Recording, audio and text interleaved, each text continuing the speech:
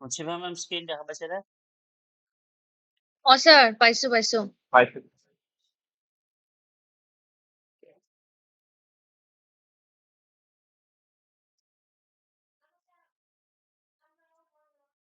আমি যোৱা ফাৰ্ষ্ট সেশনটোত যিখিনি আলোচনা কৰিলো তাৰ বিষয়ে অকণমান 1 মিনিট কৈ দিছো। আমি কৈছিলো ষ্টক মাৰ্কেট কি হয় আৰু ষ্টক মাৰ্কেটৰ টাইপ কেইটা আৰু ষ্টক মাৰ্কেট প্ৰথমতে যেতিয়া ষ্টক মাৰ্কেটৰ এটা কোম্পানী আহে তেতিয়া কেনেদৰে আহিব লাগে। ষ্টক মাৰ্কেট দুই টাইপৰ হ'ব পাৰে, এটা প্ৰাইমাৰী আৰু এটা ছেকেণ্ডাৰী।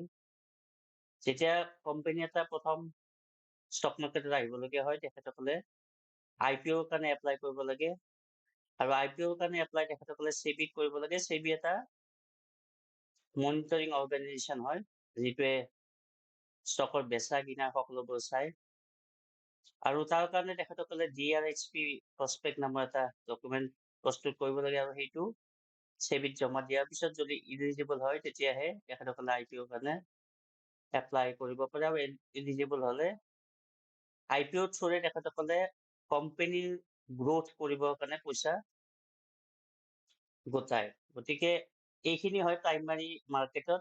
তাৰ পিছতেই প্ৰাইমাৰী মাৰ্কেটৰ লগত কোনো লেনদেন নাথাকে। নেক্সট আহি গ'ল ছেকেণ্ডাৰী মাৰ্কেট। ছেকেণ্ডাৰী মাৰ্কেট মানে আমাৰ যিটো আমি সদায় কওঁ মাৰ্কেট অপেন হোৱা ক্ল'জ হোৱা। মাৰ্কেট অপেন হয় একচুৱেলি 9টা বজাত ৰাতিপুৱা আৰু সেইখিনি সময়ক আমি প্ৰি মাৰ্কেট সেশন বুলি কওঁ আৰু 8ৰ পৰা যিখিনি 9:15 লৈকে এইখিনিতে আমি ষ্টক ক'ত প্ৰাইচ আপ হ'ব নে ডাউন হ'ব আমি সকলো কথা গম পাওঁ। তাৰপিছতে 9:15 পৰা 3:30 PM লৈকে এক্সুৱেল ট্ৰেডিং সেশন। এইখিনিত আপুনি ষ্টক বেচা বা কিনা দুটা কৰিব পাৰে আৰু এইখিনিতে এটা ইম্পৰ্টেণ্ট কথা যে ষ্টক বেচা কিনা কৰা এই যিটো প্ৰচেছ এইটো ছেকেণ্ডাৰী মাৰ্কেটত হয় আৰু ইয়াত কোম্পানীৰ কোনো লেনদেন নাথাকে, কোম্পানীৰ কোনো লাভো নাই লছো নাই। পিছত আমি আপোনালোকক কিহৰ কাৰণে কোম্পানীৰ বেনিফিট হয় পিছত আমি এটা সেশনত কম, কিন্তু এতিয়া আপোনালোকে মনত ৰাখিব যে ষ্টক মাৰ্কেটত যিটো ট্ৰেডিং হয় সেই ট্ৰেডিঙত কিন্তু কোম্পানীৰ লাভ বা লছ একো নাথাকে।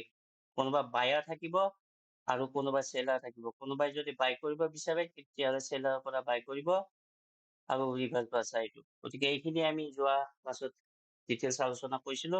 গতিকে আজি আপোনালোকক ক'বলৈ ওলাইছো ইনভেষ্টমেণ্ট আৰু ট্ৰেডিং।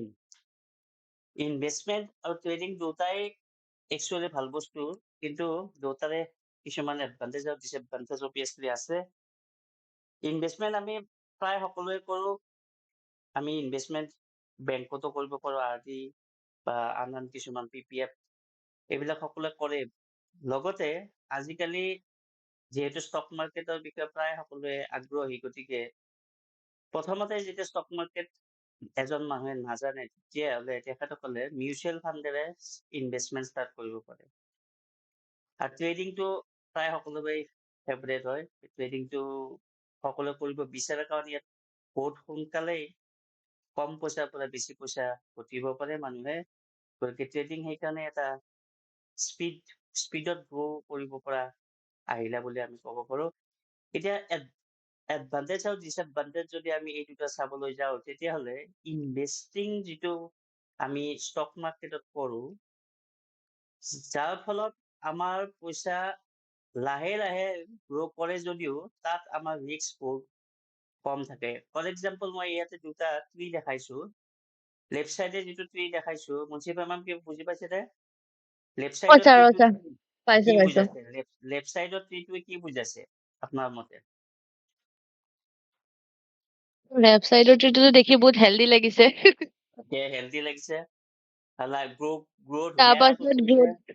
গ্ৰোথ ধুনীয়াকে কৰিছে, তাৰপাছত ভালকে কৰিছে, ষ্ট্ৰং লাগি আছে। ৰাইট বঢ়িয়া। চাইডেতো একদম ক্ষীণ মিনকে সেনেকুৱাকে লাগি আছে। তো লেফ্ট সাইডেতো Okay. লাগিছে যে মানে ইটস লাইক কি কম বহুত দিন তাক মানে থাকিব মানে জীয়াই থাকিব আৰু বস্তু দেখি এনেকুৱাই লাগিছে। Very good. ছেম বস্তুৱে হয় ইনভেষ্টমেণ্টত। আমি ইনভেষ্টমেণ্ট যেতিয়া কৰোঁ আমাৰ প্ৰায় ৰিস্ক নাথাকেই, কাৰণ আমি যেতিয়া ইনভেষ্টমেণ্ট কৰিম প্ৰথমতে ইনভেষ্টমেণ্ট কৰাৰ আগতে ষ্টাডি কৰিম অবভিয়াছলি, আৰু সেইকাৰণে আপোনালোকে এই ৱৰ্কশ্বপটো জইন কৰিছে। তেতিয়া আপুনি চাৰ্ভে কৰি এটা কোম্পানী চিলেক্ট কৰিব আৰু কোম্পানীটো আপোনালোকে প্ৰথমতে জনা শুনা কোম্পানী ল'ব, যিটো আপোনালোকে প্ৰায় দেখি আছে তাৰ বিজনেছ কি হয়, কি কৰি আছে সেই কোম্পানীটো সকলো কথা জনাৰ পিছতে আপুনি ইনভেষ্টমেণ্ট কৰিব। গতিকে আধা ৰিস্ক তাতে কমি গ'ল, আৰু যেতিয়া আপুনি সেই কোম্পানীটোত পইচা দিলে, সেই কোম্পানীটোৱে যিহেতু কোম্পানীটোৱে ষ্ট্ৰং কোম্পানী, কোম্পানীটোৰ প্ৰফিট নিশ্চয় হ'ব, আৰু আপোনাৰ প্ৰফিট লগে লগে কোম্পানীৰ প্ৰফিট হোৱাৰ পিছত অবভিয়াছলি হ'ব। আৰু সেইটো এই যে গছডাল দেখাইছো অকণমান চাপৰ দেখাইছো, কিন্তু ৰাইট চাইডৰ গছডাল বহুত থিন আৰু কিন্তু ওখ। ইয়াতে যদি মানুহ এজন ওপৰত উঠি পৰেও সি কিন্তু নমৰে, হয়তো এনজয় কৰিব জঁপিয়াই পেলাই। ঠিক আছে, তাৰমানে হ'ল ইনভেষ্টমেণ্ট কৰোঁতে কেতিয়াবা আপোনাৰ অকণমান সৰু সুৰা প্ৰব্লেম হ'ব পাৰে, মানে কেতিয়াবা কোম্পানীটোৰ প্ৰাইচ কমি যাব পাৰে বা কেতিয়াবা অকণমান বাঢ়িব পাৰে, কিন্তু এনেকুৱা নকমে যে আপুনি একদম কাংগাল হৈ যাব। গতিকে বহুখিনি ছেফ আমি ইনভেষ্টিঙত ক'ব পাৰো। কিন্তু আনহাতে ট্ৰেডিঙৰ গছডাল বহুত ওখ, আপোনালোকে দেখিছে। ওখ এইকাৰণে বনাইছো যে ট্ৰেডিঙত কম সময়তে গছডাল যেনেদৰে ওপৰলৈকে উঠি গৈছে, ট্ৰেডিঙতো কিন্তু আপুনি 10 টকাৰ পৰা 1000 টকা কৰোঁতে বেছি দিন নালাগে। ঠিক আছে, চ' এদিনত দুদিনতো হৈ যাব পাৰে, কিন্তু যিদৰে আপুনি ওপৰলৈকে যাব, যদি আপুনি ৰিস্ক মেনেজ কৰিব নাজানে, আপুনি যদি এজন এক্সপাৰ্ট নহয়, তেতিয়াহ'লে যেনেকৈ এই গছডালত এজন মানুহে উঠিলে তাৰ পৰিলে অবভিয়াছলি হয়তো ইয়াতে অকণমান চাপত দেখিছে, কিন্তু বেছি ওখ যেতিয়া হ'ব তাৰ পৰা পৰিলে হয়তো মৰিবও পাৰে।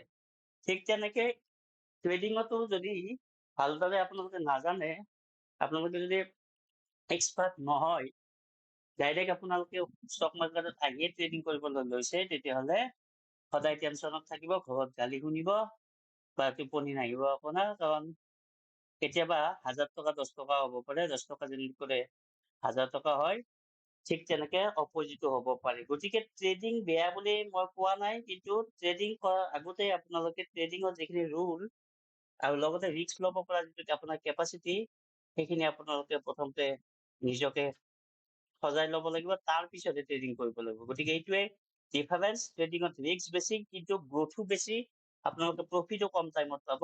ইনভেষ্টমেণ্টত ৰিস্ক কম কিন্তু প্ৰফিট বহুত বেছি স্পীডত নাপাৰে, কিন্তু আল্টিমেটলি আপুনি যদি লং টাৰ্মৰ কাৰণে থয়, তেতিয়াহ'লে এই গছডাল যেনেদৰে বহুত ডাঙৰ হৈ গৈছে, আপোনাৰ ইনভেষ্টমেণ্ট এমাউণ্টটো কিন্তু ট্ৰেডিঙতকৈ বেছি হ'ব পাৰে, আপুনি যদি ভেৰি ভেৰি লং টাৰ্মৰ কাৰণে আপোনালোকে ভাবে। বুজি পাইছে ট্ৰেডিং আৰু ইনভেষ্টমেণ্ট? Yes, sir. চ' নেক্সট একেই কথাটো, ট্ৰেডিং আৰু ইনভেষ্টমেণ্ট আন দুটা ডায়েগ্ৰাম লৈছো। এইটো আচলতে মই ক'ব গৈছো এক্সপিৰিয়েঞ্চ, যেনেদৰে মই 6-7 ইয়াৰ ষ্টক মাৰ্কেটত ডেইলি কি হয় খবৰ লৈয়ে থাকো, ডেইলি ক'ত কি যাব পাৰে প্ৰায় এটা আইডিয়া হৈছে। ঠিক আছে, গতিকে মই মাজতে ইউক্ৰেইন ৰাছিয়া যুদ্ধ হওঁতেও ষ্টক মাৰ্কেটত আছো, কভিডৰ পিছতো আছো। গতিকে যিটো ষ্টক মাৰ্কেটৰ আপ ডাউন মুভমেণ্ট বা যিটো ৰিস্ক, 10 টকাৰ পৰা কেতিয়াবা মোৰ ষ্টক 2 টকাও হৈছে, চাপোজ 100 টকাৰ ষ্টক এটা 20 টকাও হৈছে, কিন্তু মই কেতিয়াও ষ্টক মাৰ্কেটৰ পৰা ওলাই অহা নাই। ঠিক তেনেকে ইনভেষ্টমেণ্টত এই যে ৰাইট চাইডে গছডাল দেখিছে, বতাহ আহিছে কিন্তু ডাঙৰ ধুমুহা বতাহ, এই ধুমুহা বতাহত সি ভাঙি পোৱা নাই, কাৰণ সি অলৰেডি বহুত তেনেকুৱা সৰু সুৰা বতাহ বৰষুণ আগতে দেখিছে। সেই বতাহ বৰষুণটো যিহেতু ভঙা নাই, তাৰ ষ্টৰ্ম আহিলেও সি নাভাঙিব। তাৰমানে এইটোৱে ক'ব গৈছো, ইনভেষ্টমেণ্টত আপোনাৰ অলৰেডি এক্সপিৰিয়েঞ্চ হৈ যায়, আপুনি তেতিয়া আৰু ভয় নকৰে সৰু সুৰা প্ৰব্লেমৰ কাৰণে। কিন্তু এইফালে চাওক, এই যে গছডাল ওখ হৈ গৈছিলে, সি ভাল প্ৰফিট দিছিলে, কিন্তু কেতিয়া ভাঙি থাকিলে, আৰু ভাঙি থকাৰ পিছত মানুহ যদি ওপৰত থাকিল সিও মৰিল আৰু গছো ভাগিল। গতিকে ট্ৰেডিং কৰোঁতে আপোনালোকে এইটো ৰিস্ক অবভিয়াছলি দেখা পাব, আৰু ইনভেষ্টমেণ্ট কৰোঁতে আপোনাৰ এক্সপিৰিয়েঞ্চ বাঢ়ি যাব, আৰু এক্সপিৰিয়েঞ্চ হোৱাৰ পিছত যদি আপোনালোকে ট্ৰেডিঙত আহে, তেতিয়াহ'লে আপোনাৰ বেছি প্ৰব্লেম নহয়, কাৰণ অলৰেডি আপোনালোকে সৰু সুৰা প্ৰব্লেমবোৰ চাই আহিছে। গতিকে সৰু সুৰা প্ৰব্লেমত কি কৰিব লাগে অলৰেডি গম পাই যাব। ঠিক আছে, ডায়েগ্ৰামটা বুজি পাইছে? Yes, sir. Very good. এতিয়া আহিছো ইনভেষ্টিং আৰু ট্ৰেডিঙত আপোনালোকে কি শিকিব লাগে, আৰু ইনভেষ্টমেণ্ট আৰু ট্ৰেডিঙত কেনেকুৱা হয়। ইনভেষ্টিং কাক কওঁ আমি? ইনভেষ্টিং বুলি ক'লে আপোনালোকে লং হোল্ডিং পিৰিয়ড হ'ব লাগিব।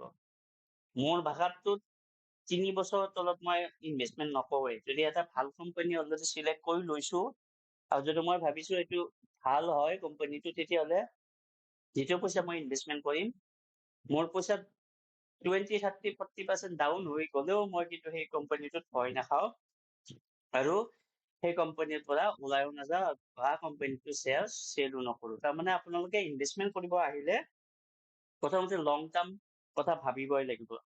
যিমান লং টাৰ্মৰ কথা ভাবিব, যিমান লং টাৰ্মত হ'ব, তেতিয়াহে আপোনাৰ পইচা গ্ৰ' হ'ব, তেতিয়া পইচা আপোনাৰ বাঢ়িব। প্ৰথম পইণ্ট। ছেকেণ্ড পইণ্ট হ'ল ফাণ্ডামেণ্টেল এনালাইচিছ।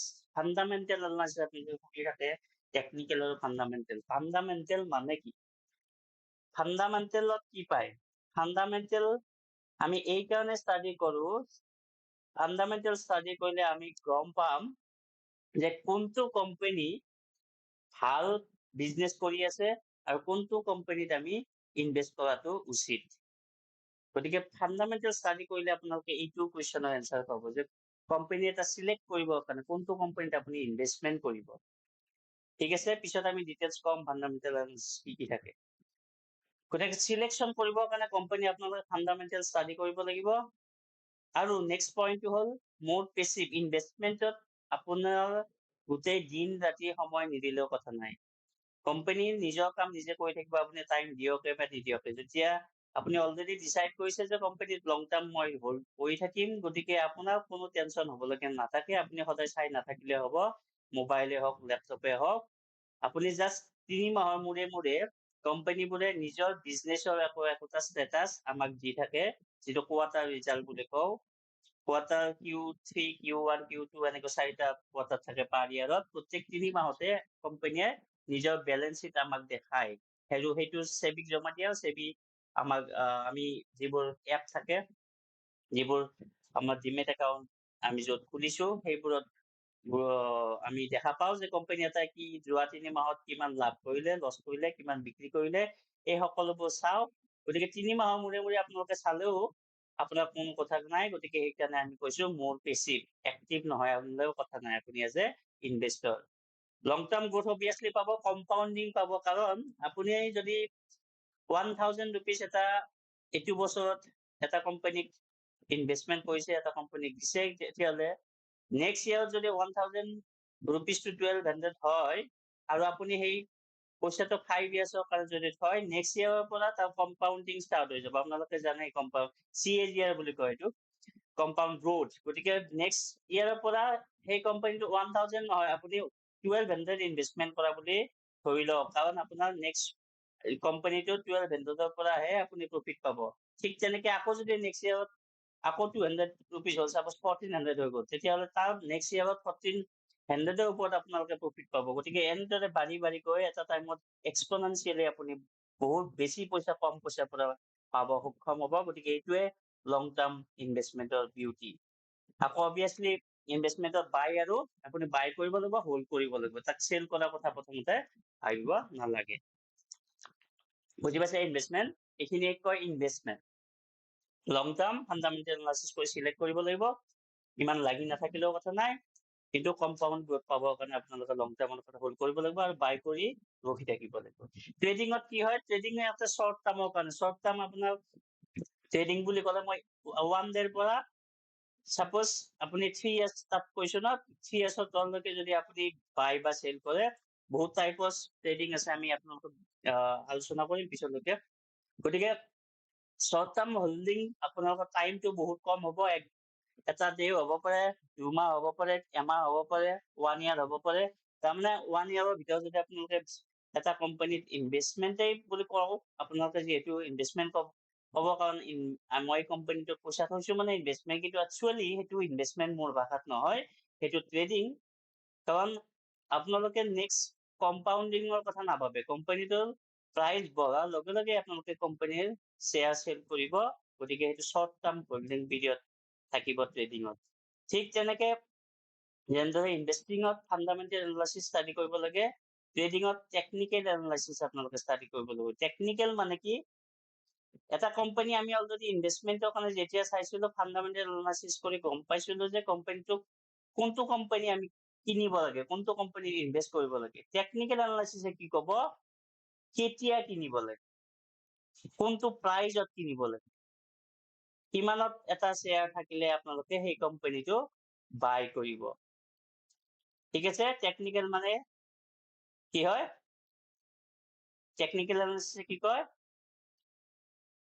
কেতিয়া বাই কৰিম, আৰু ফাণ্ডামেণ্টেলে কি কয়, কোনটো কোম্পানী বাই কৰিম। ঠিক আছে, কিন্তু ট্ৰেডিঙত আপোনালোকে এক্টিভ থাকিব লাগিব। আপোনালোকে যদি জব কৰে এনি টাইম স্ক্ৰীন চাই থাকিব নোৱাৰিব, গতিকে ট্ৰেডিং কৰাত অসুবিধা হ'ব। ট্ৰেডিঙত অলমষ্ট প্ৰত্যেকটা ছেকেণ্ডতে বহুত, কিছুমান ট্ৰেডিঙত প্ৰত্যেকটা ছেকেণ্ডে চাব লগা হয়, আৰু কিছুমান ট্ৰেডিঙত আপোনালোকে 1 ঘণ্টা 2 ঘণ্টাৰ পিছতো চাব পাৰে, বা কিছুমান ট্ৰেডিঙত এদিনৰ পিছতো চাব পাৰে, 2 দিনৰ পিছতো চাব পাৰে। আল্টিমেটলি কিন্তু আপুনি এক্টিভ থাকিব লাগিব। ইনভেষ্টমেন্টত যেনেকে পেছিভ, ইয়াতে active. Obviously short term gain কম সময়ত আপোনালোকে ভাল প্ৰফিট পাব, আৰু ইয়াতে বাই কৰিব আৰু লগে লগে হয়তো চেল কৰিবলগীয়া হ'ব পাৰে, তাৰমানে বাই আৰু চেল কুইকলি। এইটো কোম্পানী বাই কৰি সেইটো চেল কৰিব লাগে, বা সেইটো চেল কৰি আকৌ কোনোবা এটা বেলেগ কোম্পানী, আল্টিমেটলি এইটো ফ্ৰিকুৱেঞ্চি বাঢ়ি যাব বাই আৰু চেলিঙৰ। এইখিনি হ'ল ট্ৰেডিং। ঠিক আছে, ডাউট আছে কাৰোবাৰ?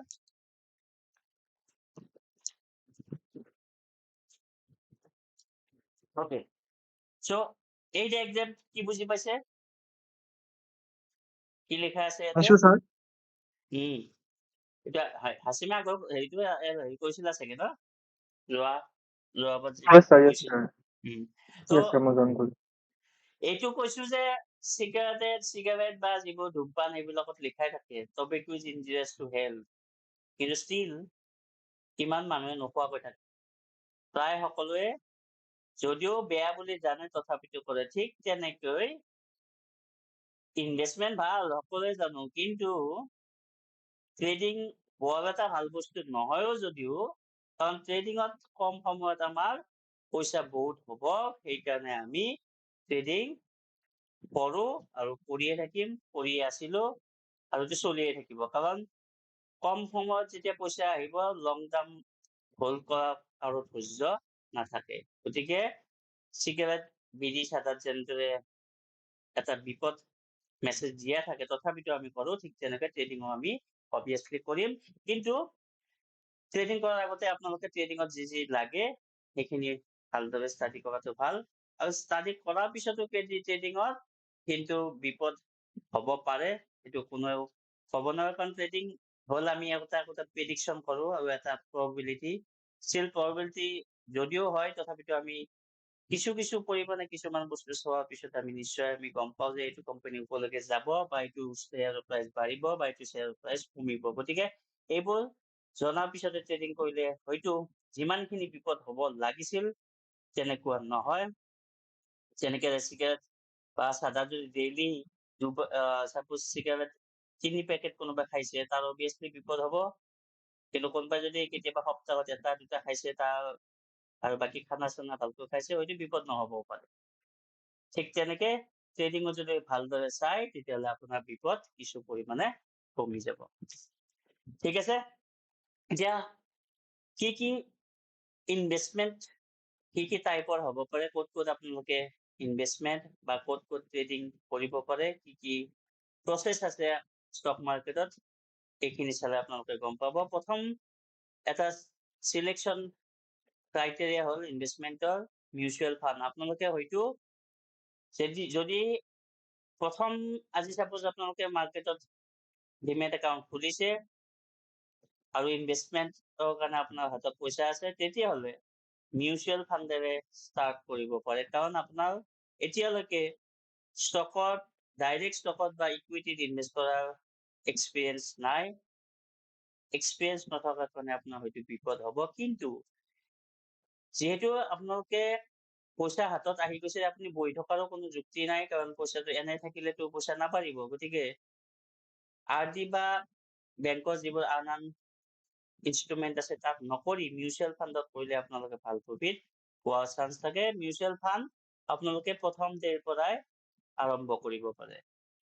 ধৰি লওক প্ৰথম ডেৰ পৰা আৰম্ভ কৰি আপোনাৰ 2 বছৰমান হৈ গ'ল, মিউচুৱেল ফাণ্ডতো ভাল পইচা হৈ গ'ল, 1 লাখ কৰিছিল চাপোজ আপোনালোকে 2 বছৰৰ ভিতৰত প্ৰায় 1.5 লাখ মান পাই গ'ল পইচা। আৰু এই সময়ত আপুনি কিন্তু বহি থকা নাছিল। এই সময়ত আপুনি ষ্টক মাৰ্কেটত কেনেদৰে ইনভেষ্ট কৰে, ইকুইটিত কেনেদৰে ইনভেষ্টমেণ্ট কৰে, এই সকলো বস্তু লাৰ্ণ কৰিছিল। লাইক এতিয়া আপোনালোকে যিসকলে নতুনকৈ জইন কৰিছে, এই ৱৰ্কশ্বপটোত সেই বস্তুবোৰে শিকাই আছো। গতিকে এই সময়ত মিউচুৱেল ফাণ্ডত যিটো সময়ত আপুনি ইনভেষ্টমেণ্ট কৰি আছিল, সেই সময়তে আপোনালোকে ষ্টক মাৰ্কেটৰ কথাও শিকি আছিল। গতিকে অলৰেডি আপোনাৰ এটা নলেজ হৈ গ'ল। এতিয়া 2 বছৰ যেতিয়া হৈ গ'ল, আপোনালোকে এতিয়া ইকুইটি মানে ডাইৰেক্ট ষ্টক মাৰ্কেটত ইনভেষ্ট কৰিব পাৰে।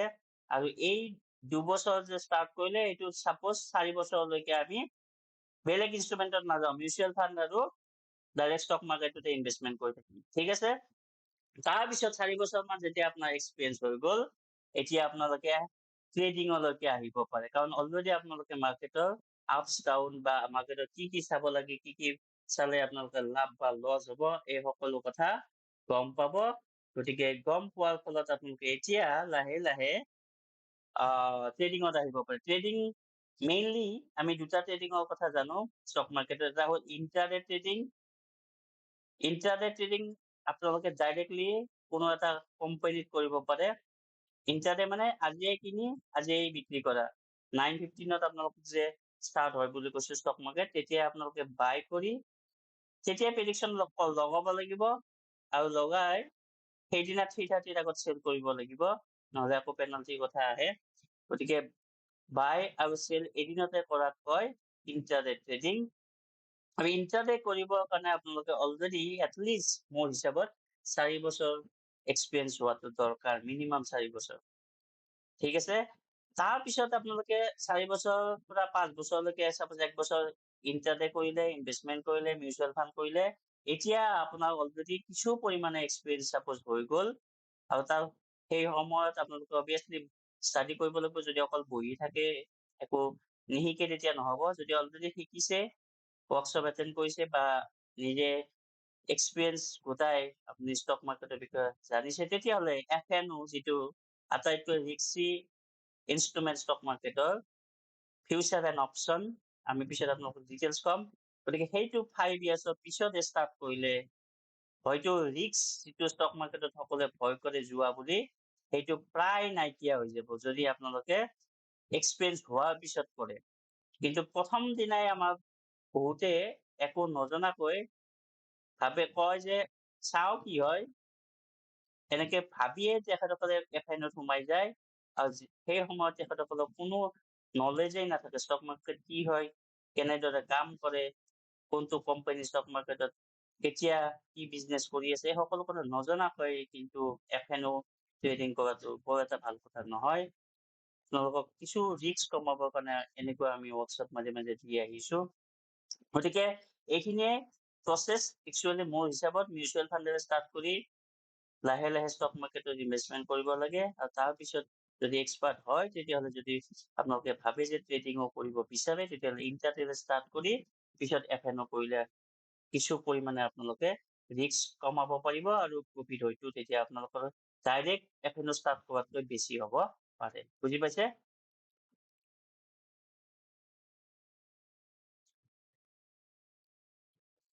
বুজি পাইছে? Yes, sir. But sir, এটা মোৰ ডাউট আছিলে, মিউচুৱেল ফাণ্ডত কি একদমেই ৰিস্ক নাই নেকি? মই কৈ আছো বল, মিউচুৱেল ফাণ্ড কি হয় মই কৈ আছো। আপুনি সুধিছে মিউচুৱেল ফাণ্ডত একেবাৰে ৰিস্ক নাই নেকি? একেবাৰে ৰিস্ক নাই বুলি মই এই কাৰণে নকওঁ, কাৰণ আপোনাৰ যিটো মাইণ্ডছেট, সেইটো কিমান দিনৰ কাৰণে আপুনি মিউচুৱেল ফাণ্ড এটাত থব, আৰু মই মোৰ মাইণ্ডছেট মতে মিউচুৱেল ফাণ্ডত কিমান দিন চাম, আৰু কেতিয়া কেতিয়া মই প্ৰফিট বা লছ হৈছে এইবোৰ চাম, সেইটো ডিপেণ্ড কৰিব মানুহ বেলেগ বেলেগ মানুহ হিচাপত বেলেগ বেলেগ। যদি আপুনি মিউচুৱেল ফাণ্ড এটা খুলিছে, আৰু খুলি যেনেদৰে আপোনালোকে বেংকত কিহত থয় নৰ্মেলি, RD বা FD, বেংকত যেতিয়া RD বা FD থয়, আপুনি আজি থৈ নেক্সট মাহত বা 3 মাহত আপোনালোকে বেংকত যায় সোধে নেকি যে মোৰ কিমান প্ৰফিট হ'ল বা কিমান হ'ল, আপোনালোকে হিচাপটো নাৰাখে।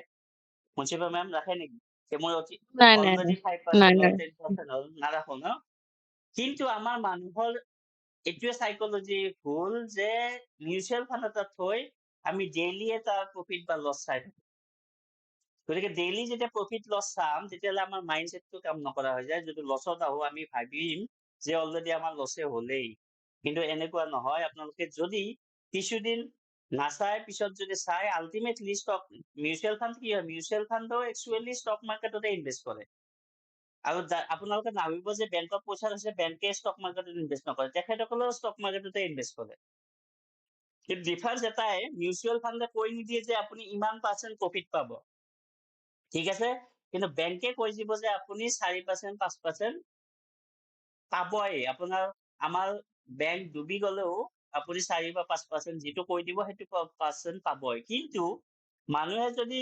4-5% আশাত বেংকত নথৈ মিউচুৱেল ফাণ্ডত থয় তেতিয়াহ'লে মিনিমাম 2 বছৰ বা 3 বছৰ বা 4 বছৰ আপোনালোকে যদি ধৰে মিনিমাম 20% বা 18% মিউচুৱেল ফাণ্ডৰ পৰা পাব পাৰে য'ত আপোনালোকে বেংকত 4 বা 5% হৈছে কিন্তু সদায় চাই থাকিলে প্ৰথম যিহেতু আপোনালোকে ষ্টক মাৰ্কেটৰ বিষয়ে নাজানিবই কাৰণ মিউচুৱেল ফাণ্ডেৰে ষ্টাৰ্ট কৰিলে মেক্সিমাম মানুহে ষ্টক মাৰ্কেটৰ বিষয়ে নাজানে গতিকে ভয়টো থাকে সেইকাৰণে আপোনালোকে ৰিস্ক থকা বুলি ভাবে কিন্তু আল্টিমেটলি মিউচুৱেল ফাণ্ডবোৰ একোটা এক্সপাৰ্ট টিম বা এক্সপাৰ্ট মেনেজাৰে হেণ্ডেল কৰে যেনেদৰে মই আপোনালোকক ক'ব পৰা হৈছো মোতকৈ ওপৰত বহুত এক্সপাৰ্ট আছে যিসকলে 10 বছৰ 20 বছৰ 30 বছৰ ষ্টক মাৰ্কেটত কাম কৰি আহিছে তেনেকুৱা এজন মানুহে মিউচুৱেল ফাণ্ড এটা চলায় গতিকে তেখেতৰ অলৰেডি এক্সপিৰিয়েঞ্চ আছে গতিকে সেই হিচাপে যদি আমি চাবলৈ যাওঁ তেতিয়াহ'লে ৰিস্ক প্ৰায় নাই মিউচুৱেল ফাণ্ডত কাৰণ তেখেতসকলে অলৰেডি জানে ক'ত থব লাগে কি কৰিব লাগে আপোনাৰ পইচাটো তেখেতসকলে মেনেজ কৰি আছে যদিও তেখেতসকলে ষ্টক মাৰ্কেটত হৈছে কিন্তু ক'ত থব লাগে তেখেতসকলে ফাণ্ডামেণ্টেল আৰু টেকনিকেল ভালদৰে জানে গতিকে মিউচুৱেল ফাণ্ডত ৰিস্ক বহুতখিনি কমি যায় বুজি পালে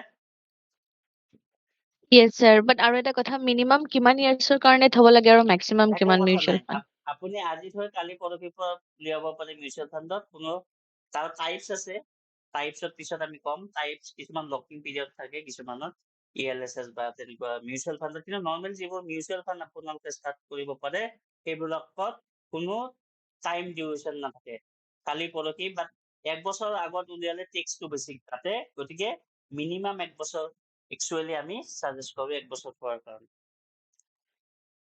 বুজি পাইছে আৰু পইচা মিনিমাম 500 টকা ইন্টাৰেষ্ট 1000 টকাই পাৰ্চেন্টেজ হওক নাই নেকি sir?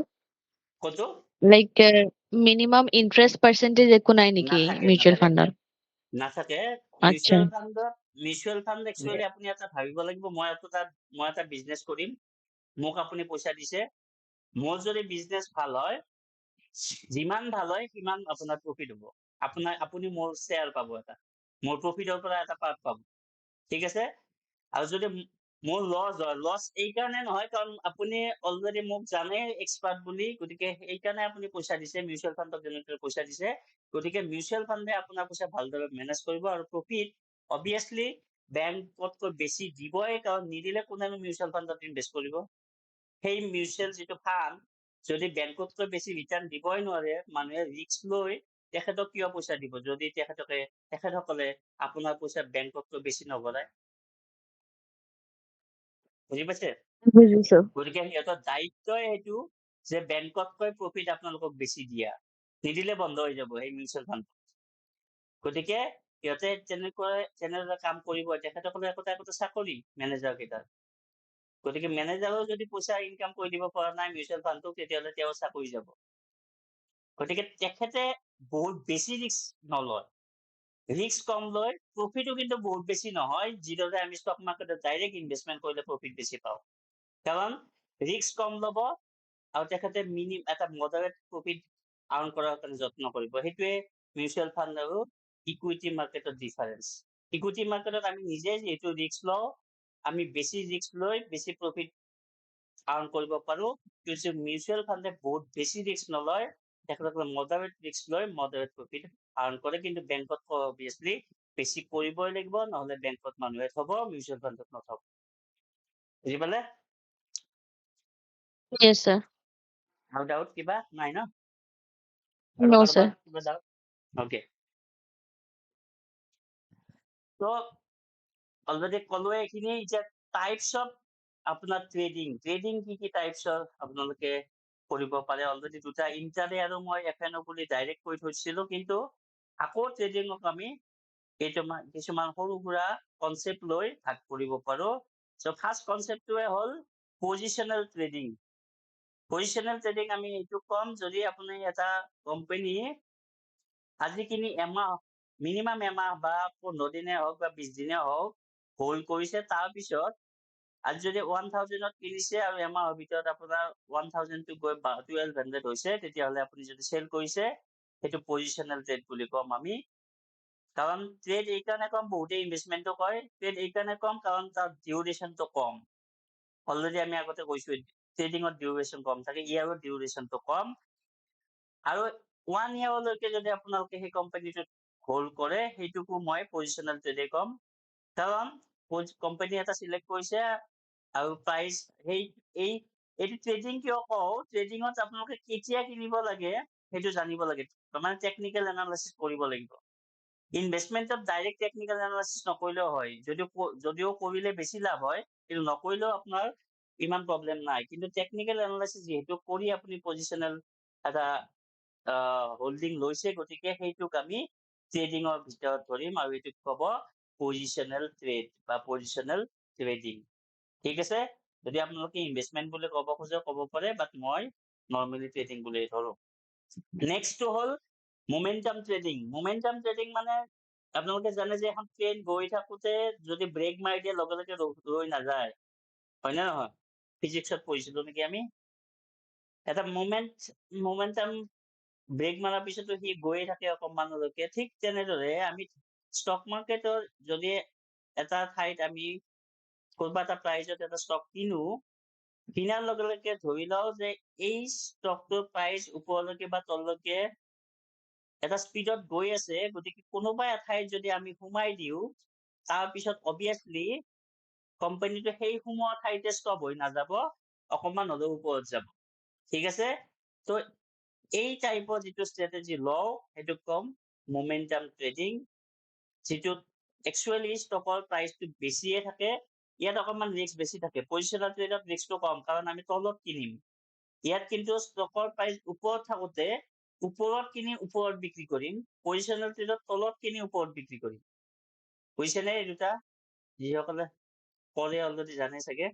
মোমেন্টাম ট্ৰেডিঙত আমি ওপৰত কিনিম, ষ্টকৰ প্ৰাইচ ওপৰত কিনি আকৌ তাতকৈ ওপৰত বিক্ৰী কৰিম। পজিচনেল ট্ৰেডত আমি ওপৰত নকৰিবও পাৰো, যদি আমাৰ ৰিস্কটো আমি কম ল'ব খোজো, তেতিয়াহ'লে আমি তলত ষ্টকটো পৰি থাকোতে কিনি থৈ দিম আৰু ষ্টকৰ প্ৰাইচ যেতিয়া ওপৰলৈকে যাব তেতিয়া চেল কৰিম, আৰু তেতিয়া আমাৰ ৰিস্কটো পজিচনেল ট্ৰেডত কমি যাব মোমেন্টাম ট্ৰেডত। মোমেন্টাম ট্ৰেডত অকণমান ৰিস্ক বেছি থাকে, যদিও দুটাই হোল্ডিং হয়, দুটাতে আপোনালোকে ষ্টক কিনি থব লাগিব, তাৰপিছত বিক্ৰী কৰিব লাগিব।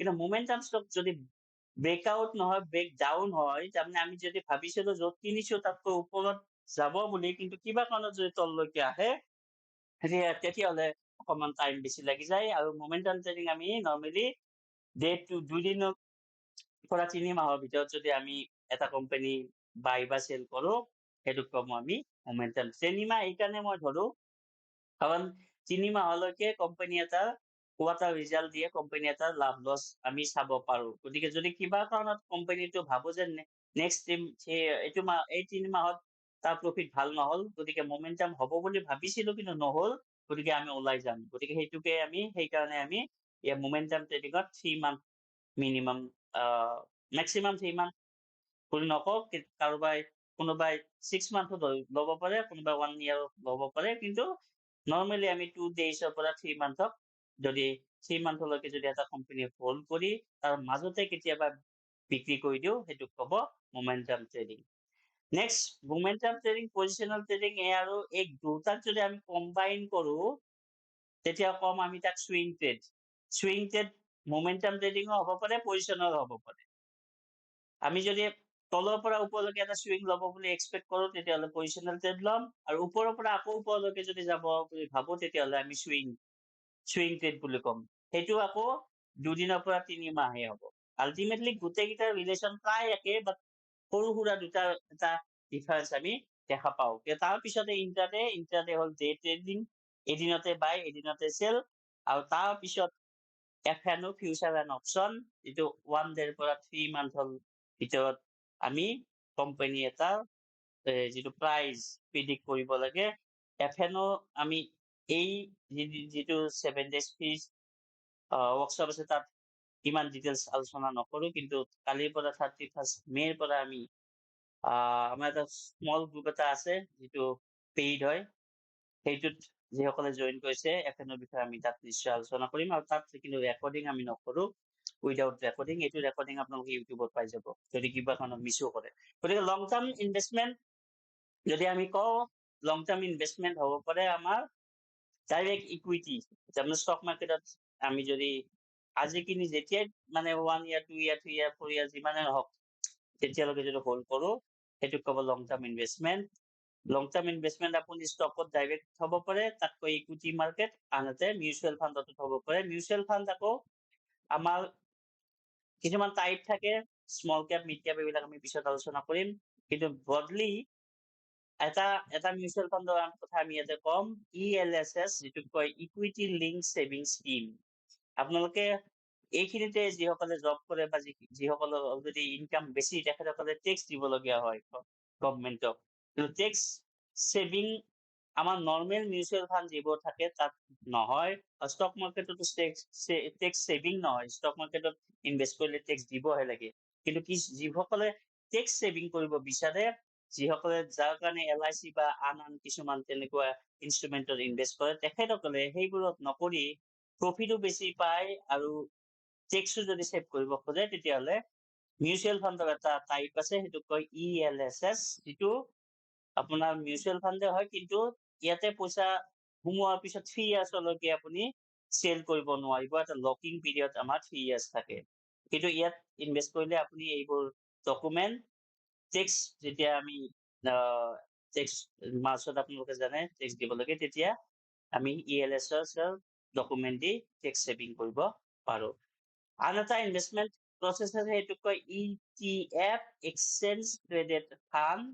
ETF হ'ল প্ৰথম ছেশ্যনটোত আমি কৈছিলো এটা ইণ্ডেক্স থাকে, ইণ্ডেক্স হ'ল কিছুমান কোম্পানীৰ এটা এভাৰেজ ভেলু যিটোক আমি বেঞ্চমাৰ্ক বুলি কওঁ, সেইটো ডাইৰেক্ট ৰিপ্লিকা, তাৰমানে ডুপ্লিকেট।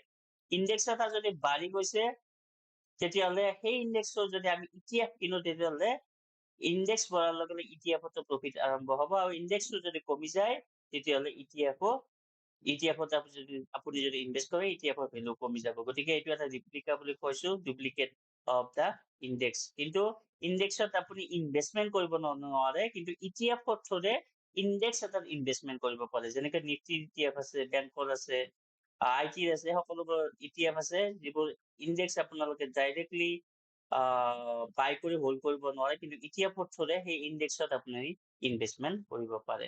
বুজি পাইছে? কিবা ডাউট আছে নেকি?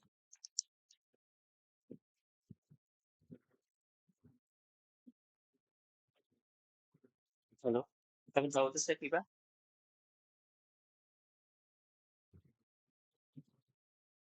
नहीं सर नहीं। Okay.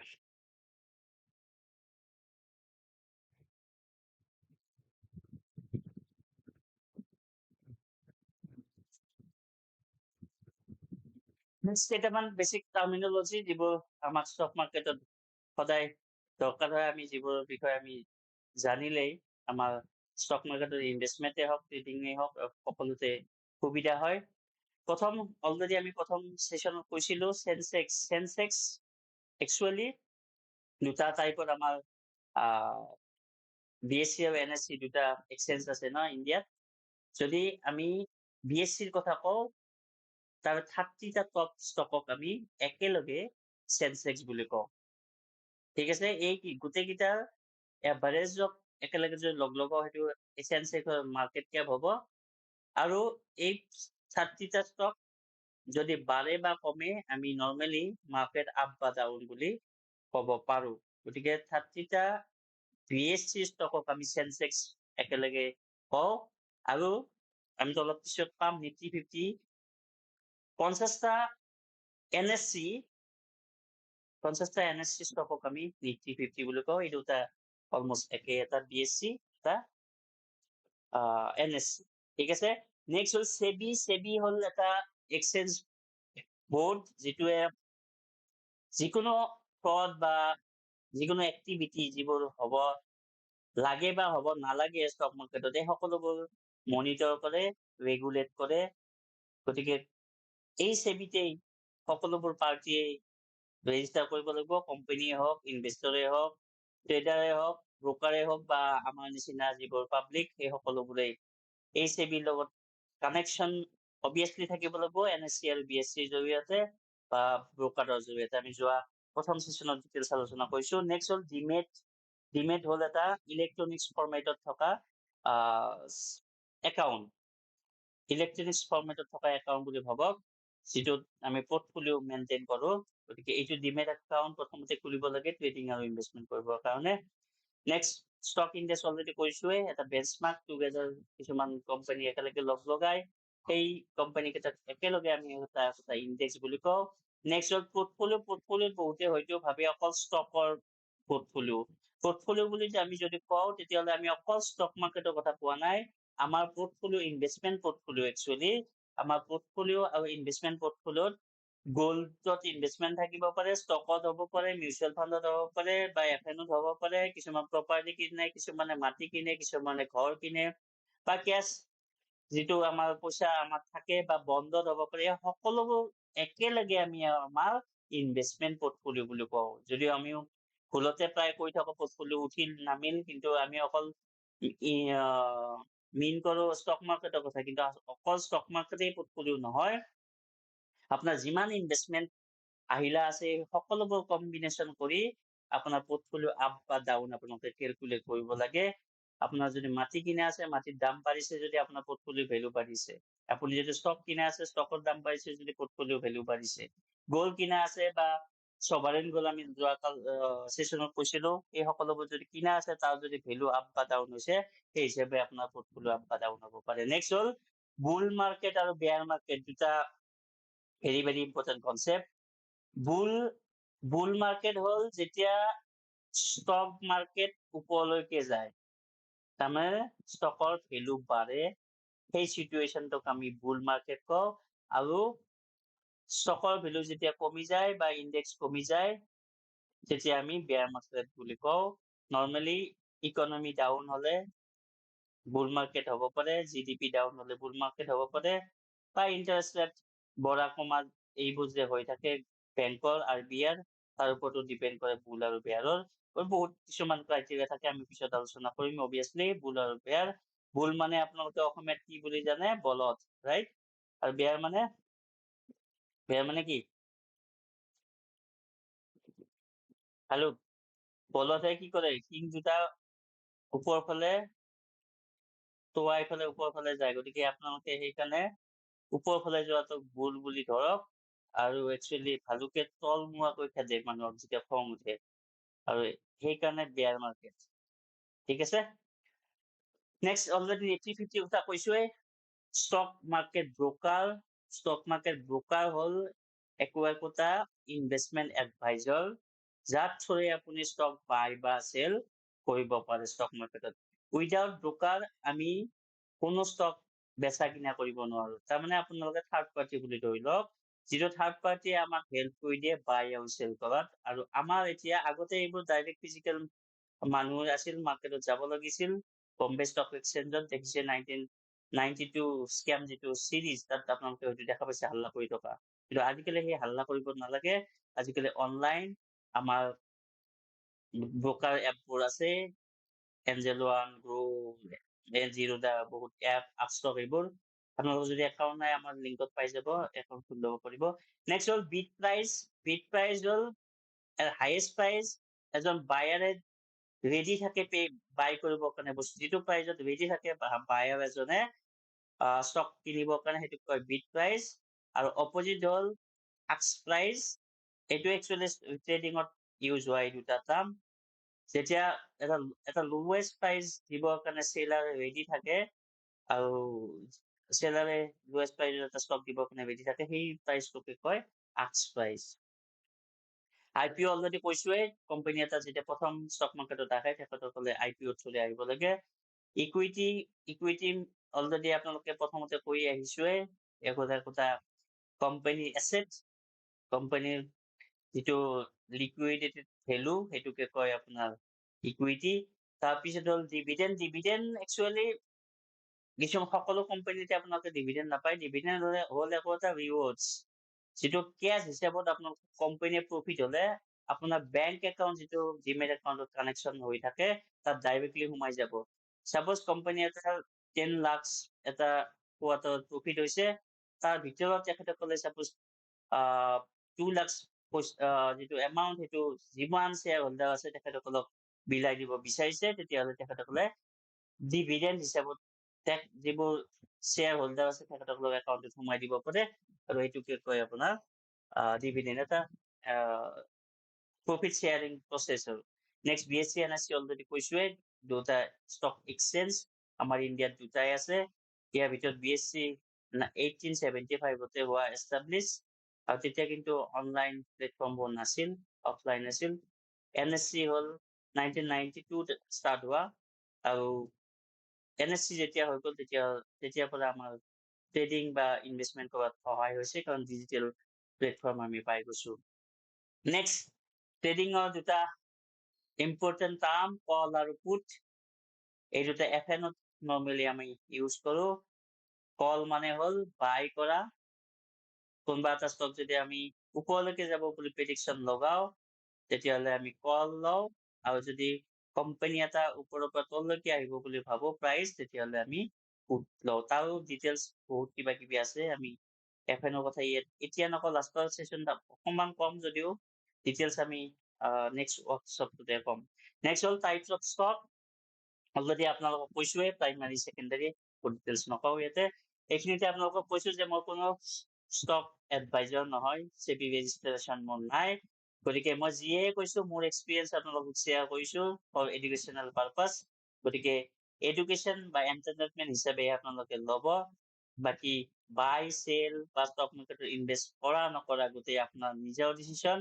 আৰু যদি ডিটেইলছ আপোনালোকে আৰু ষ্টাডি কৰিব বিচাৰিছে তেতিয়াহ'লে আপোনালোকে এজন ষ্টক মাৰ্কেট এডভাইজাৰ পায়, তেখেতসকলৰ পৰামৰ্শ ল'ব, আৰু তাৰ পিছতে নিজৰ এডভাইজৰে যদি বাই বা চেল কৰিব দিয়ে তেতিয়াহে কৰিব। গতিকে মই অনলি আপোনালোকক টিচিং বা লাৰ্ণিং পাৰপাছৰ কাৰণে এইবোৰ ভিডিঅ বা এনেকুৱা ৱৰ্কশ্বপ কণ্ডাক্ট কৰিছো। ঠিক আছে, তো আজিলৈকে এইখিনিয়ে। আমি নেক্সট ছেশ্যনত বাকী আকৌ ডিটেইলছ ষ্টক মাৰ্কেট কেনেদৰে আপ ডাউন বা টেকনিকেল ফাণ্ডামেণ্টেল কেনেদৰে চাই এটা ষ্টক চেল বা বাই কৰিব লাগে ডিটেইলছ আলোচনা কৰিম। গতিকে আশা কৰিছো আপোনালোকে যিখিনি আজি আমি নলেজ শ্বেয়াৰ কৰিছো নিশ্চয় উপকৃত হ'ব, আৰু আমাক নিশ্চয় কমেণ্ট কৰি জনালে আমি ভাল পাওঁ। আৰু আপোনালোকৰ যদি কিবা ডাউট আছে সুধিব পাৰে, নাই যদি আমি ইয়াতে সমাপ্ত কৰিম।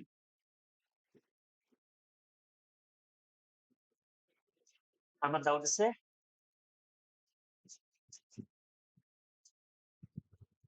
বৰ্তমান নাই স্যাৰ।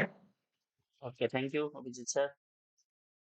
সেশনটো বহুত ভাল লাগিলে sir, thank you sir. Thank you. Okay, তেতিয়াহ'লে ক্লজ কৰিছো আজি। ধন্যবাদ। নেক্সট সেশনটা কেতিয়া হ'ব স্যার? কালি হ'ব, কালি তাত। সেম লিংক নেকি? হা হা, লিংকটো একে নেকি? একেটাই link. Okay okay, thank you so much sir. Thank you. Sir অঁ, কোৱা। কালিৰ প্ৰেজেন্টেশ্যনটো আছে স্যাৰ, কালিৰ পৰা স্যাৰ। কাইলৈ সেইটো আছে, সেইটো 7টাৰ পৰা হ'ব, এইটো 7টাৰ পৰা। ঠিক আছে, অ', সেইটো 8টাৰ পৰা, এইটো সেইটো ঠিক আছে 7টাৰ স্যাৰ। পৰা। ঠিক আছে sir, thank you sir. Thank you sir. Thank you.